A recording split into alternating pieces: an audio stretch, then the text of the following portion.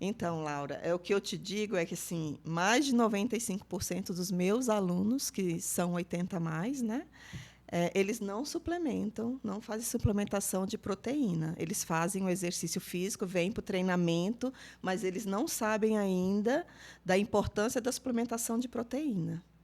Rosiane, hoje a gente tem, dentro do contexto do envelhecimento, alguns nutrientes que são chaves. A proteína é um deles. Além dele não suplementar, o que ocorre? Muitas vezes na alimentação diária dele, ele já tem um consumo reduzido de proteína. Seja porque não come, não gosta, tem dificuldade de mastigação, digestão. Então, assim, a proteína é um nutriente que já vai sendo deixado de lado na alimentação dele, né? E aí a gente precisa procurar aquele idoso que você percebe que a força reduziu, tem dificuldade para levantar da cadeira, né? Então a gente começa a ver essa deficiência de proteína nessas situações. Então, seria muito importante que os filhos, né, pudessem também ajudar os pais com relação a isso, que procurasse um profissional, que procurasse um nutricionista, que procurasse o geriatra, para ele indicar uma proteína, porque eu acho assim, é específico cada idoso o número de vezes que vai suplementar por dia, a quantidade de proteína, né? Porque assim, o meu treino também é específico para cada idoso. Então eu acredito que a suplementação de proteína também seja específica para cada idoso. Exatamente. A individualização, que é isso, específico para cada um deles. Muitas vezes o idoso já tem muitas restrições alimentares por conta de doença, aí tira ovo, tira leite. Então, assim, todo esse trabalho de avaliar a dieta dele tem que ser feito para a gente poder estar acrescentando proteína. E não só a proteína, vendo se as calorias também estão adequadas. Muitas vezes a gente coloca mais proteína achando que vai melhorar na questão da força e não pensa nas calorias. E o idoso tem uma perda muscular importante, né? Os indivíduos em geral vão perdendo ao longo dos anos e o idoso ele tende a perder muito mais. Pegou uma gripe ou teve um desconforto, uma diarreia, ele tende a diminuir mais ainda essa capacidade dele de regenerar esse músculo. Sim, eu percebo muito na hora da execução do exercício. Aquele idoso que perdeu bastante massa muscular, a dificuldade que ele tem de realizar esses exercícios e eles percebem. E isso também afeta eles emocionalmente. Eu vejo que a autoestima deles reduz. Claro, né? Quando a gente tem uma diminuição da capacidade, seja de entrar no carro, da execução desse exercício, ou de fazer movimentos ou atividades que ele estava acostumado, isso realmente impacta na questão emocional. Eles podem muitas vezes se sentir incapazes de executar, não achar mais a função dele dentro da família, porque antes o avô fazia o churrasco, hoje já não faz mais porque talvez não consiga. A avó antes fazia determinadas coisas que hoje em dia ela já não faz, né?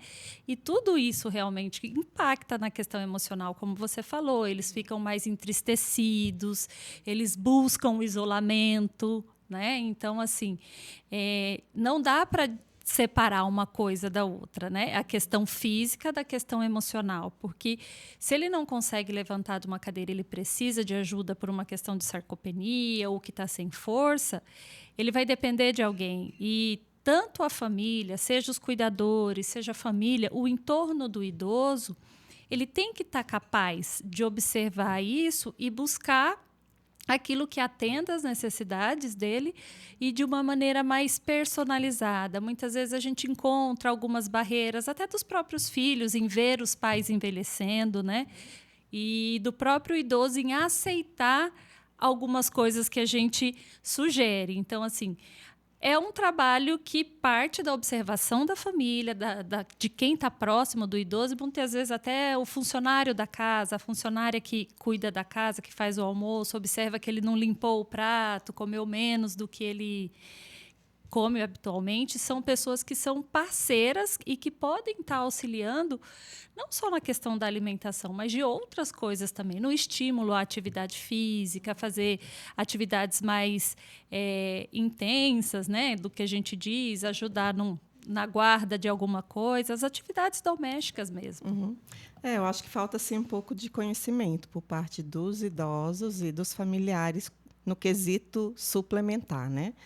A suplementação, eu acredito assim, eles são bem assíduos no exercício físico, no treinamento, mas quando eu vou falar, gente, quem está suplementando? Pouquíssimos, né? Pouquíssimos estão suplementando. Então, assim, é muito importante que a gente fale com os filhos, mande recados, chame para conversar, que eles procurem o geriatra, que procurem uma nutricionista. Quantas vezes eu sempre trabalhei com nutricionista, né?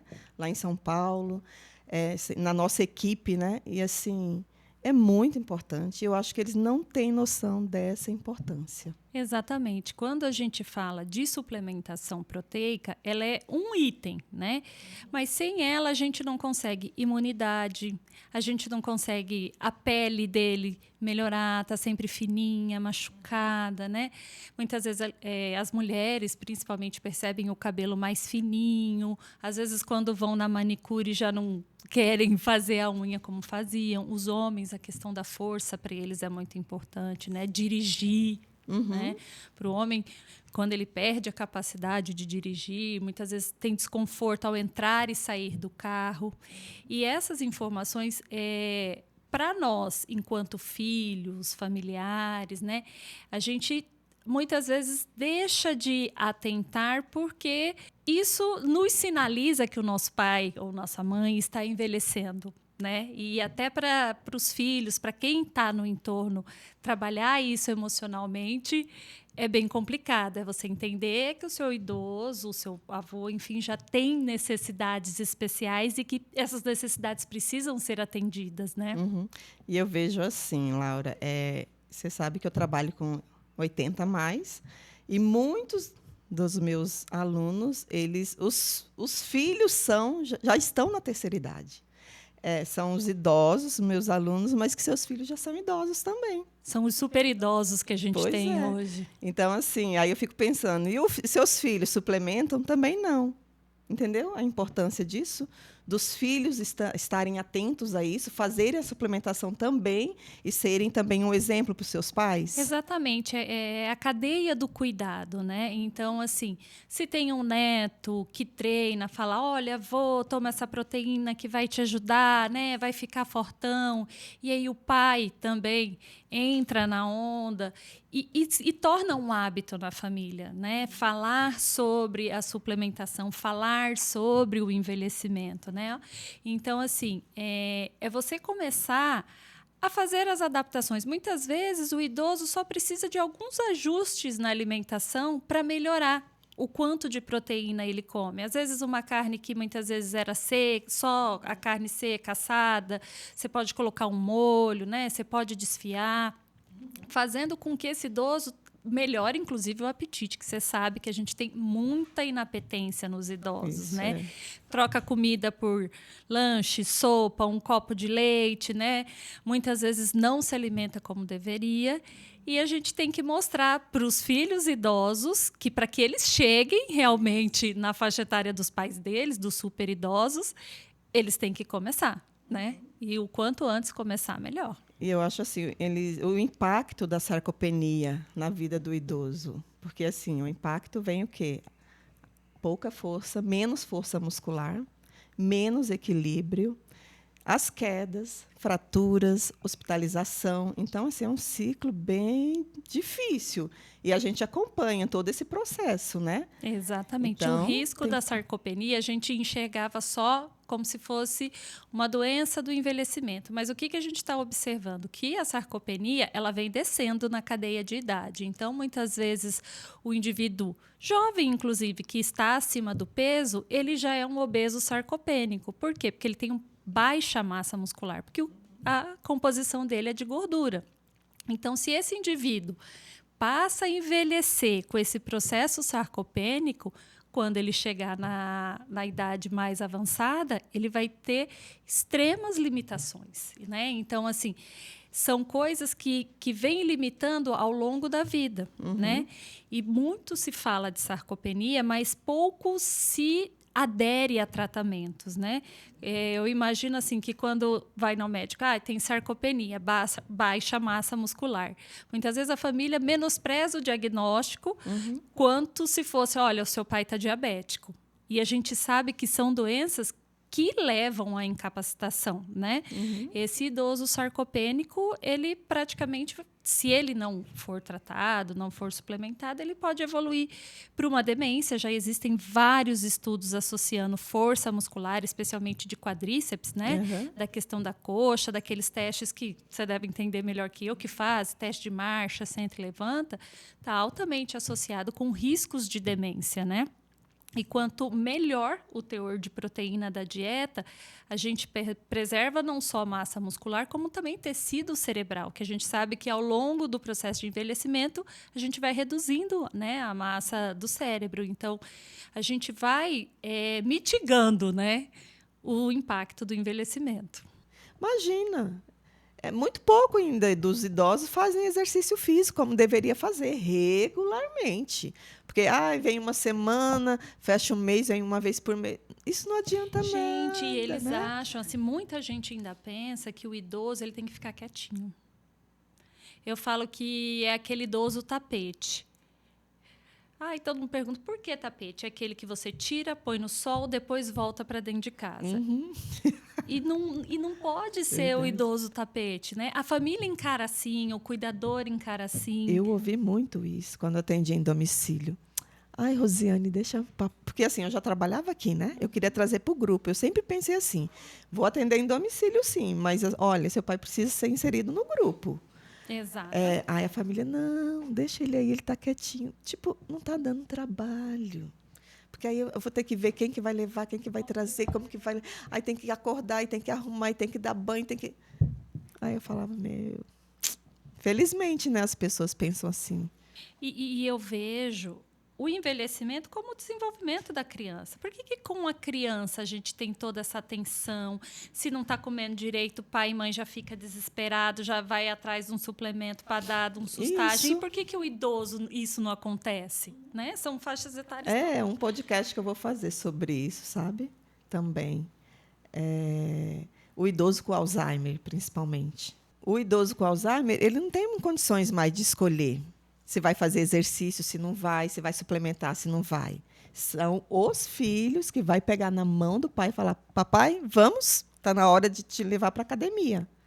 Por isso que é importante essa transmissão de informação, porque a gente muitas vezes tem filhos muito ocupados, né, que não tem como fazer toda essa logística de levar e buscar, mas a partir do momento que ele entender que tem essa necessidade, seja o idoso com Alzheimer, com qualquer perda, ele se beneficia disso, né, e a gente precisa fazer com que esses filhos também observem. Você, mais do que ninguém, deve verificar que 2, 3 meses de atividade regular, o idoso que muitas vezes não levantava sozinho já levanta, né? Eu faço hidroginástica 3 vezes na semana. E o meu grupo são só 70 mais. Nós somos em 4 no meu horário. Então, é um casal e eu e mais uma. Tinha uma senhora que ela chegava de bengala, né? Hoje ela sai da piscina sozinha na escada, que isso é o poder da atividade física, né? Porque a atividade física proporciona isso. E quando o idoso ele se sente motivado por melhora dessa capacidade física, eu acho que o resto tudo acompanha. A glicemia melhora, a pressão abaixa, né? Dorme melhor. Come melhor. É uma mudança, assim, para melhor sempre, né? Sim, e assim, quando a gente fala do contexto da atividade física, foi aquilo que você falou. Muitas vezes as pessoas entendem que o idoso ele tem que ficar quietinho. Olha, já está idoso, não vai se esforçar. Tem sempre isso, não vai se esforçar. Não, ele tem que se esforçar. Quanto mais ele se esforçar, mais ele vai se tornar ativo por muito tempo. Eu chegava em domicílio com meus pezinhos, aí a filha chegava, mas Rosiane, você vai dar esse peso para papai? Será que não é muito? Eu falei, não, ele vai se adaptar. Eu vou começar com meio, 1,5, 2, 2,5, 3, ele vai chegar a 4, a 5. Então, o pessoal tem muito esse medo de machucar o idoso 80 a mais. Mas ele está com 90 anos, Rosiane, ele tem 95, não importa. E muitas Dá para vezes fazer. a gente subestima a capacidade desse idoso, né? Ele muitas vezes tem a capacidade, mas por falta de estímulo, de alguém oferecer algo para ele que vai estimular. Amarra o seu tênis, ou então faz isso, faz aquilo, me ajuda aqui. Ele acaba desistindo, por assim dizer, né? E voltando na questão da suplementação, se ele é mais ativo, ele sente mais fome. Ele tem mais demanda, o corpo dele exige mais, né? Então, melhora o apetite, melhora o sono, como você falou, né? E aí a gente promove um bem-estar geral, melhorando o sono, o apetite e capacidade funcional, a questão cognitiva, né? O emocional, ele melhora drasticamente, a gente vê. E essa suplementação individualizada para cada um, né? Como eu digo, no meu, né? Eu passo um treino para o idoso, cada idoso é um treino que eu organizo, né? E a suplementação individualizada para cada idoso, lógico, cada um tem a sua necessidade. A sua necessidade, isso. Então, toda e qualquer intervenção na alimentação, ela tem que ser individualizada. Não é porque o pai da minha amiga faz, olha, pai, eu trouxe esse suplemento aqui porque o pai da minha amiga toma. Não. Todo o processo de dieta, seja dieta para colesterol, diabetes, né? Tem que ser individualizado, porque cada idoso tem um peso. Durante o processo de avaliação, a gente vê o quanto aquele idoso tem de massa muscular. Olha, esse daqui eu posso avançar um pouquinho mais, que ele consegue ingerir mais, consegue uma melhor aporte proteico, tem outros que não. A questão da suplementação dos produtos em geral. Muitas vezes tem N produtos de marca. Fulano toma esse, ciclano toma esse, eu dei esse suplemento para o meu pai. Mas será que ele é o indicado para o seu pai? Muitas vezes esses suplementos têm maltodestrina, por exemplo, que é um tipo de carboidrato que pode impactar na glicemia. Muitos, para melhorar a caloria, colocam gordura, óleo de palma, né? Entendendo que tem que se ganhar peso, mas muitas vezes um cardiopata não pode esse excesso de gordura, vai piorar a questão do colesterol, dos triglicérides. Então, assim, existem N formas da gente suplementar. Vai depender de como o meu idoso se apresenta. Se ele tem boa capacidade de mastigação, deglutição, come de tudo, por que não aproveitar o que ele tem de bom, de capacidade, né? Ao invés de introduzir um pó, que muitas vezes ele não vai gostar do sabor, né? A gente tem muito isso, né? Esses suplementos, eles são com sabores doces. A gente sabe que o paladar do idoso ele vai mudando. Tende a preferir alimentos doces, mas tem uns que não gostam. Então, assim, todos esses fatores são determinantes tanto na suplementação quanto na aceitação do produto que a gente vai colocar para ele. Porque não adianta eu prescrevo, a família compra, ele finge que toma, eu finjo que acredito e assim vai. Eu vejo assim, muitos idosos, meus alunos, vindo me perguntar, né? Rosiane, comprei esse suplemento, quantas vezes por dia eu tomo? Eu falei, quantas vezes? Você procurou seu profissional, seu médico, seu nutricionista? O que o nutricionista indicou? Eu não vou poder te falar quantas vezes o senhor vai ter que tomar a suplementação por dia, né? Porque isso daí o seu geriatra vai dizer, a sua nutricionista vai dizer, né? Quantas vezes a senhora vai tomar por dia e qual a quantidade. Então, eu acho assim, é muita desinformação, eles querem comprar por si, querem tomar e perguntam para a gente. E muitas vezes vão na farmácia, olha, o que tem de suplemento? Toma, eu costumo dizer, vitamínico de A a Z, toma o abecedário inteiro, que muitas vezes ele não precisa, né? E como você falou, a gente tem muita desinformação. Tem que suplementar a proteína. Aí coloca lá a creatina para o idoso. Não, agora é a vitamina D que ele está precisando. Coloca muitas vezes uma quantidade muito grande do que ele não precisa. Agora tem que suplementar o complexo B. E aí a gente vai, as pessoas, né, a família muitas vezes por falta de informação, vão introduzindo coisas que ao longo do tempo o idoso já não aceita. E quando ele realmente precisar, a gente já introduziu muita coisa e ele passa a recusar. Então, assim, existem estratégias 1000 para que a gente faça a aceitação do suplemento, seja ele qual for, seja proteico, né, seja calórico, muitas vezes ele só precisa de mais caloria. Ele até come bem a proteína, só que ele precisa de mais caloria. Até para a gente fazer essa organização, a gente precisa conhecer. E chegar num balcão, olhar o rótulo e achar que aquele rótulo está dizendo alguma coisa para o meu idoso, não dá.